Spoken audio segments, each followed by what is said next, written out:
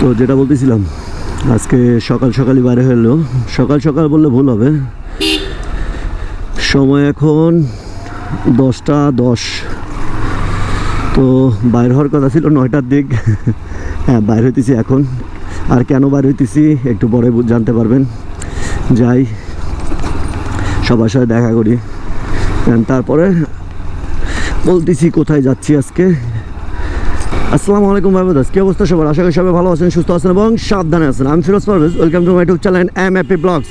তো আজকে বাইর হইলাম উত্তরবঙ্গের একদম শেষ প্রান্তে যাওয়ার জন্য। তেঁতুলিয়াতে যাচ্ছি আমরা আর কি।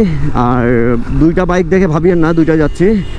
আরবিডিডি বাইকিং ক্লাবের পক্ষ থেকে আমরা একটা ছোট রাইড দিচ্ছি। তারা যাচ্ছে তেঁতুলিয়াতে, রাইড দিচ্ছে, দেন এজন্য আমাদেরকেও ইনভাইট করছে, আমরাও যাচ্ছি। তো যাই, টাউন হলে মিট আপ পয়েন্ট রাখছে, ওখানে যে দেন সবার সাথে দেখা করি আর রুট প্ল্যানটাও ঠিক করে নিই তাদের সাথে, তারপর আপনাদের সাথে কথা হচ্ছে। তো চলেন যাই আগাই।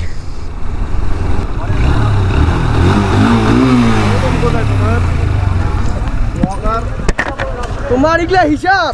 আরে আমি আসছিলাম, আরে শোনো শোনো, আমি আসছিলাম, আসি দেখি কেউ নাই, পরে ঘুরে গেছি আবার। আমি আসছিলাম, আসি দেখি কেউ নাই, পরে ঘুরে গেছি আবার। ভাবলাম যে প্রতিবার নিয়ে যায় আমার, এবার রাখি যায় আমারটা।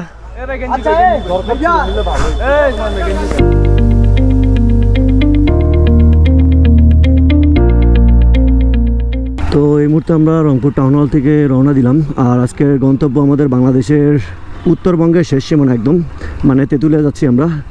আর তেঁতুলিয়া যাচ্ছি আমরা মোট 6টা বাইক। তো সবার সাথে পরিচয় হলাম, অনেককে চিনি না, অনেককে দেখিনি আগে, আর অনেকের সাথে তো আগেও ট্যুর দেওয়া হয়েছে। তো এখন রওনা দিচ্ছি। আগে রংপুরটা পার হয়ে দেন, তারপরে একবারে কথা বলতেছি আপনাদের সাথে। সামনে দাঁড়াইছিলাম, সবার বাইকে তেল নিল, আর আমরাও এর মাঝে একটু আড্ডা দিলাম, একটু রুট প্ল্যানের সম্পর্কে ডিসকাস করলাম যে কোন দিক দিয়ে গেলে ভালো হবে। আর একটা বড় কথা, আমার কাছে হর্নেট কেন, আমার জিক্সার কোথায়? আমি জিক্সার নিতে চেয়েছিলাম, পরে আমার ফ্রেন্ড বলতেছে যে আমার বাইকটা নিয়ে যাই, তোর বাইকটা রাখ। তো ভাবলাম যে নিয়েই যাই তাহলে, ফ্রেন্ড যেহেতু আশা করছে। আমার বাইক নিয়ে তো সবসময় যাওয়াই হয় ট্যুরে। এবার এই প্রথম আমার বাইক কেনার পর থেকে প্রথম আমি ট্যুরে যাচ্ছি আমার বাইক ছাড়া আর কি। প্রতিটা ট্যুরে আমার বাইক গেছে। হর্নেটটাও আপনার লং রাইডের জন্য বেস্ট একটা বাইক। আশা করা যায় এই বাইকটা ভালোই পারফরমেন্স দিবে, আর মাইলেজের দিক দিয়েও একটু ভালো। এই মাঝে আমরা নীলফামারী রোডে ঢুকে গেছি। আর এই রোডটা বরাবরই অনেক সুন্দর রোড, চারপাশে গাছপালা, গ্রামের মাঝখান দিয়ে রোডটা গেছে। আর আমরা চেষ্টা করতেছি সিরিয়াল বাই সিরিয়াল বাইক চালানোর জন্য বা রাইড করার জন্য। সিরিয়াল ভাবে আছি, যাকে যে পজিশনটা দেওয়া হয়েছে সে সেই পজিশনটাতেই আছে। আর আমরা চেষ্টা করতেছি যেন সবাই সিগনাল টিগনাল দিয়ে যাইতে পারি, আর সুন্দরভাবে একটা আমরা রাইড কমপ্লিট করতে পারি। যেন আমাদের জন্য অবশ্যই সবাই দোয়া করবেন, যেন আমরা সুন্দরভাবে যাইতে পারি আর সুন্দরভাবে ব্যাক করতে পারি। তো আরেকটা কথা, সবার কাছে আগেই ক্ষমা চেয়ে নিচ্ছি, কেননা এই ভিডিওটা একটু বড় হবে। ভিডিওটা সম্পূর্ণ দেখবেন, আশা করি শেষের দিকে আরও ভালো লাগবে, ভালো কিছু পাবেন, এটা বলতে পারতেছি। তো বেশি কথা না বলি, এমনিতেই বড় করব, দেন তার উপরে যদি আরও কথা বলি তাহলে আরও ভিডিওটা বড় হয়ে যাবে। আজকে রাইডটা ভালো লাগতেছে, বাট আপনার আরও ভালো লাগতো যদি এইরকম পরিমাণ রোদ না থাকতো আর গরম না থাকতো। গরমে এক একজনের, শুধু আমার না, পুরা টিম মেম্বারের সবারই একই অবস্থা, রোদে অবস্থা খারাপ। যেখানে একটু দাঁড়াইতেছি মনে হইতেছে যে না, ওইখানে আর দাঁড়ানোই যাবে না, 30 সেকেন্ডও দাঁড়াইতে পারতেছি না, এই অবস্থা। রোডটা দেখুন কত সুন্দর, আর যদি আবহাওয়াটা একটু ভালো থাকতো, রাইডটা দিয়ে সেই মজা পাইতাম। ও, আমার থাকার কথা 5 নম্বরে, আমি সবার আগে চলে যাচ্ছি। ওরা এখানে গল্প করতেছিল, আমার গরমে ভালো লাগতেছিল না, এই জন্য আমি টানি চলে যাচ্ছি। ডোমার 18 কিলো,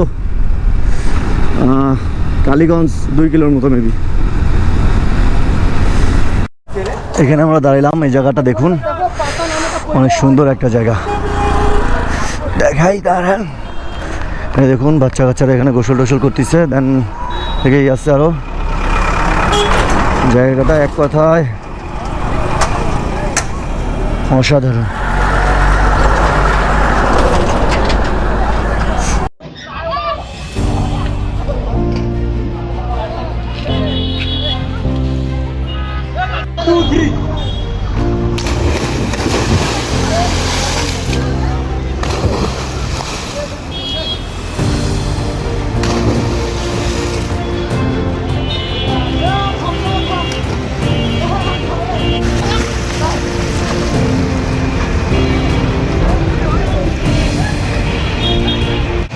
আসলে এই জায়গাটা কি নাম জানি না, জায়গাটার যদি আপনারা নাম জানি থাকেন তাহলে অবশ্যই কমেন্টে জানাই দিন আমাকে।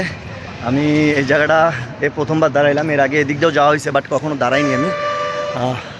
জায়গাটা অনেক সুন্দর। তো ভাই ব্রাদাররা ওয়েট করতেছে আমার জন্য, ওইখানে যাই, দেন তারপর আপনাদের সাথে আবার কথা হচ্ছে বাইকে। তো এখানে আমরা বেশ কিছুক্ষণ মানে 5 মিনিট দাঁড়ানোর কথা ছিল, বাট আমরা 20 মিনিট প্লাস দাঁড়া হয়ে গেছি, বসে আছি। আর দাঁড়ায় থাকলে এত গরম লাগতেছে ভাই, পুরো রোদের তাপমাত্রা আর এমনিতে যে গরম, অবস্থা খারাপ হয়ে যাচ্ছে। যখনই বাইক চালাইতেছি তখনই ভালো লাগতেছে। ভাইয়া চলো না চলো না।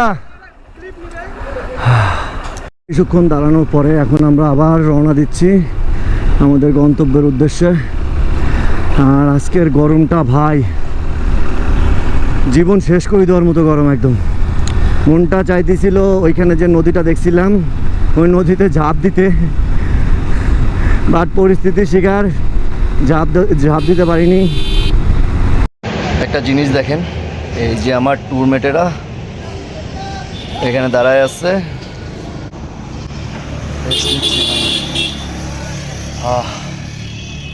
সবাই বাইরে হচ্ছে এখন এখান থেকে রওনা দেবো, খাওয়া দাওয়া শেষ, দেন এখান থেকে রওনা দেওয়ার পালা এখন। দেন এখন আপনাদের সাথে কথা হবে রোডে একদম, আর রোডে কথা না হলেও দেন একদম তেঁতুলিয়ায়। তো ততক্ষণ পর্যন্ত সাথে থাকুন।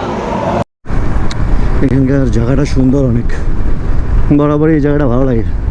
যখনই আপনার এই রোড দিয়ে যায় পঞ্চগড়ের রোডটা, এখানে সবসময় দাঁড়াই আমরা। এবার কি দাঁড়াবে এরা সঠিক জানি না আমি। নদীতে পানি খুব কম, বর্ষার সিজন তারপরও পানি নাই। তো এর মধ্যে পঞ্চগড় শহরে ঢুকে গেলাম, আর আমার হাতে বাইকটাও চলে আসলো। আমি এখন ওকে বললাম যে দোস্ত দে এখন একটু বাইকটা রাইড করি। অনেকক্ষণ থেকে পিছনে বসে বসে পিছনের অবস্থা খারাপ হয়ে গেছিলো, আর এই জন্যই বাইকটা হাতে নিলাম। দেখি তেঁতুলিয়া পর্যন্ত রাইড করব আমি। রোডটা দেখুন না, এক কথায় অসাধারণ একটা রোড। এরকম রোডেই তো রাইড করে মজা। আমি আমার বাকি মেম্বারদেরকে খুঁজে পাচ্ছি না, সামনে শুধু 2টা বাইক দিচ্ছে, আর বাকিদের কোনো খোঁজ খবর পাইতেছি না। তারা হয়তো বা পিছু করে গেছে অনেক, এজন্য একটু স্লো যাইতেছি, নাহলে এরকম রোডে 80-90। আর এই বাইকটারও একটু প্রবলেম আছে, বাইকটা আপনার বল রেসার গেছে, এজন্য আপনার বাইকটার দিকে সেরকমভাবে টানতে পারতেছি না। এই যে দাঁড়াইছে বাকি টিম মেম্বারদের জন্য, আমরা ওইখানে একটু দাঁড়াবো, তারা আসুক ততক্ষণে, তারপরে আবার আগাবো। এই রোডগুলোতে ট্রাকের চলাচলটা একটু বেশি, কেননা আপনার পঞ্চগড়ে প্রচুর পরিমাণ পাথর পাওয়া যায়। মানে পঞ্চগড় তো না, বাংলাবান্ধা তেঁতুলিয়ার এইদিকে প্রচুর পাথর পাওয়া যায়। এই পাথরগুলোই সারা বাংলাদেশে যায় এই ট্রাকগুলোর মাধ্যমে। আমি এই রোডে ওঠার পরে একটা বাসও দেখিনি, সব যা দেখছি এই ধরনের ট্রাকগুলো দেখছি আমি। তাছাড়া বাস মাইক্রো এগুলো অতটা দেখা যায়নি এই রোডটাতে, যা দেখা হয়েছে শুধু আপনার ট্রাকগুলোই।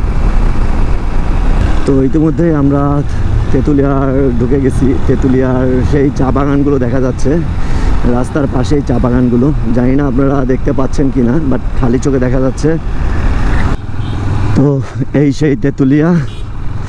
আর মূলত এই তেঁতুলিয়া নামকরণটা করা হয়েছিল, একটু আগে যাই তারপরে বলতেছি।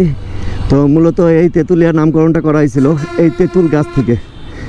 এই তেঁতুল গাছ থেকেই এই তেঁতুলিয়ার নামটা হয়। আমি এটা বলতে পারি যে রংপুর বিভাগের ভিতরে সবথেকে জনপ্রিয় দর্শনীয় স্থান হলো এই বাংলাবান্ধা তেঁতুলিয়া। তো এই বাংলাবান্ধা তেঁতুলিয়াতে বেশিরভাগ মানুষ শীতকালের সময় আসে, কেননা শীতকালের সময় কাঞ্চনজঙ্ঘা একটা পাহাড় আছে, ওইটা দেখা যায়। বাট গরমের সময় আসলে সেটা দেখা যায় না। বাট আমরা আসছি তো কাঞ্চনজঙ্ঘা দেখার জন্য না, আমরা আসছি এমনি ঘোরাঘুরি এইসব। ও মা গো,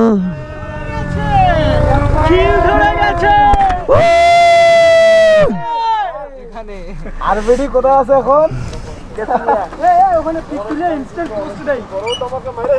আমি খেলাটা কি দেখলাম